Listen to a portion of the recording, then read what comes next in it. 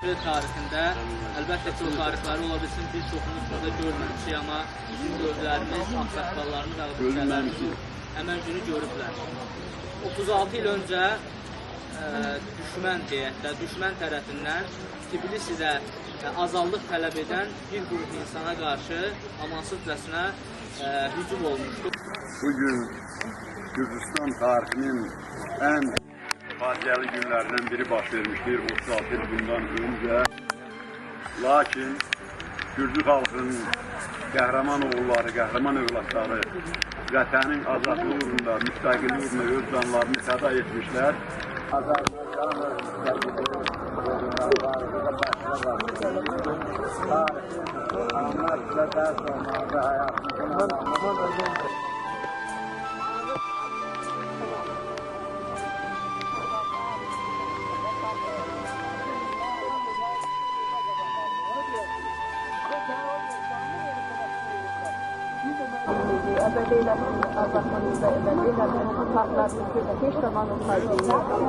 Bugün Azad Gürcistan'ın onların sayesinde biz geldik. Güzel torpaklardır, güzel havası olan, insanları olan.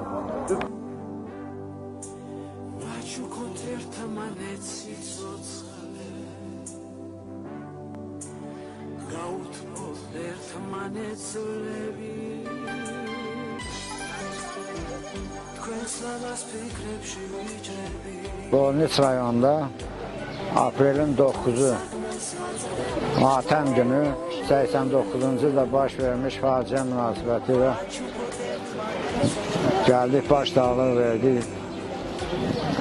Kartör Regional Uşu Sanda Federasiyasının əməkdaşları, idmançıları tərəfindən.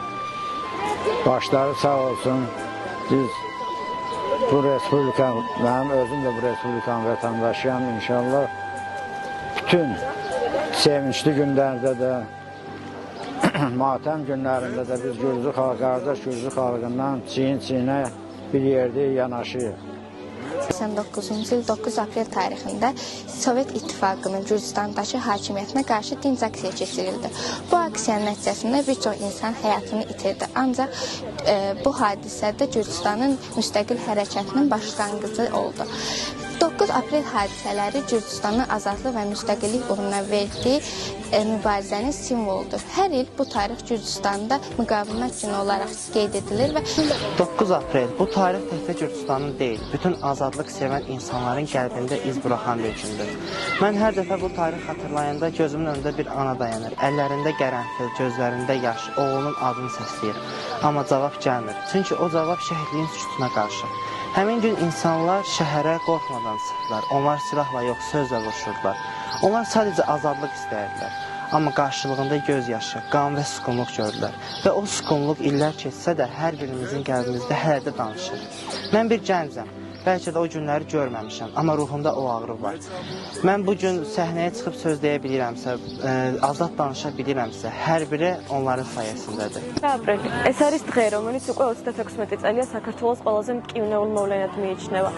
ამ დღეს თავისუფლების და დამოუკიდებლობის სურვილით გაერთიანებული ადამიანებიდან 21 დაიღუპა და დღეს